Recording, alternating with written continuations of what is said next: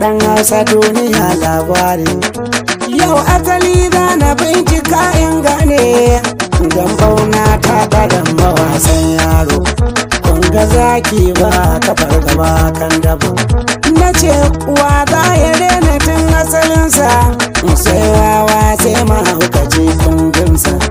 Iyo barewa ta gudu bare ƴaƴarta, tururuwa ta yi jido a garar banza.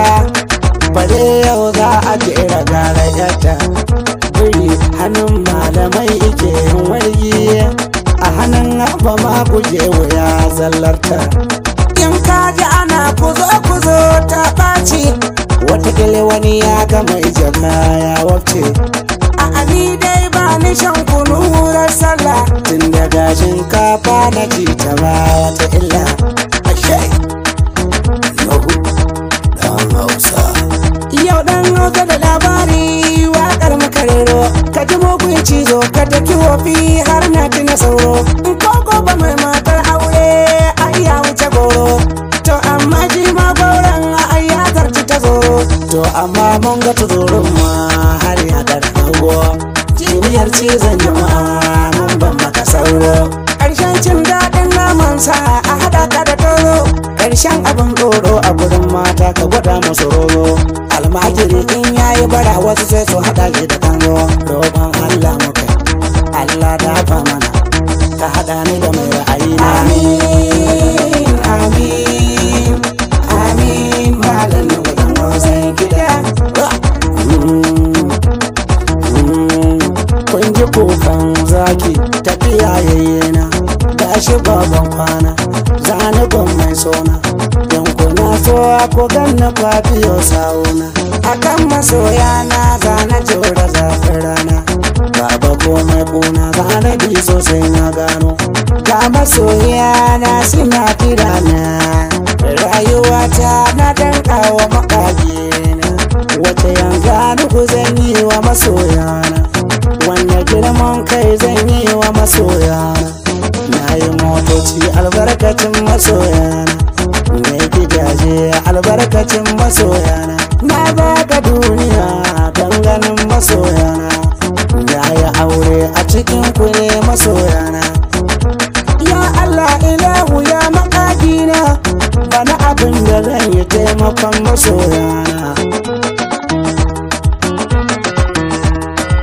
Yau ashe kaska ta mace da haushin kifi, a kifi yana ruwa iba ya damuwa, dan ya san tana waje ka shigo baya faruwa.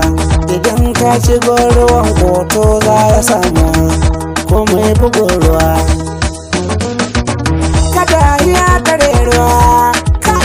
Ya hana 'ya'yan karnuka sakat, tunda kowa ya shigo shi ya ji kat. Kaga ko zaki na gudun kakat, ya shigo ruwa aje a rike kafai shi kat. Da kaga manya ma yau suna guduwa ya tsaya.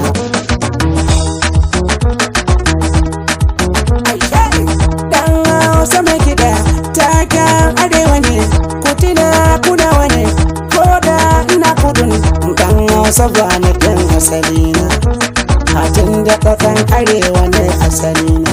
Kaga kenan wa ai arewa ce gatana.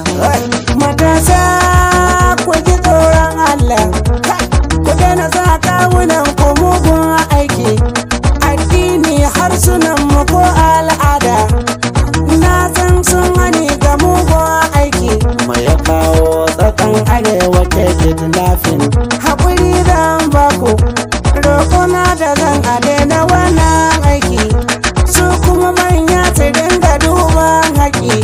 Matasa ga su tanjamin ba aiki, su ba su damu ba ma a ba su aikin government. Aikin noma ma a taimake su da taki, ba su magunguna su gyara filin aiki. Masu kiwon shanu a taimake su koma, ko yawan shanun ma a ba su rance.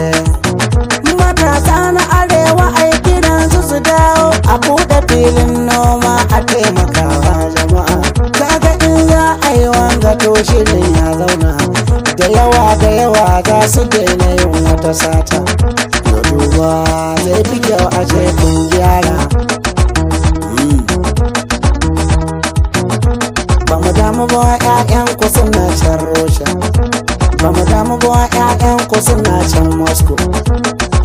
damu ba ƴaƴan ku suna nan ne yau, kuma ba mu damu ba ƴaƴan ku suna a Sweden, ba mu damu ba ƴaƴan ku suna nan Cairo, ba mu damu ba ƴaƴan ku suna nan London, kuma ba mu damu ba ƴaƴan ku suna nan Turkey, ba mu damu ba ƴaƴan ku suna Saudiya. Su suna jin ƴaƴan mu su gyara kasar mu yi aikin noma mu yi kiwon shanu, da karatu ƴaƴan mu duk su je makaranta. Kaga in za a yi haka duniyar ta daɗi. Ba mu damu mu je Rasha sai mun je wa, ba mu damu mu je Ingila sai mun je wa, mu ba mu damu mu je za mu je Turai ba.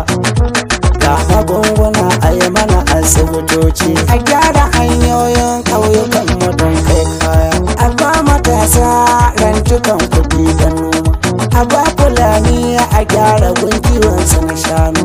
Matuƙar an yi hakan a za a zauna daidai, yo ƙasa za ta arziki mu koma daidai. Iji mai barota mai kiɗa ɗin garba, zaki ba kafar gaba ran yaki, gani kura ba ki fargaba kan nama. Faɗi gaskiya ko ba su so su ji dan Abdu, na hudun ki ka wuce ba ko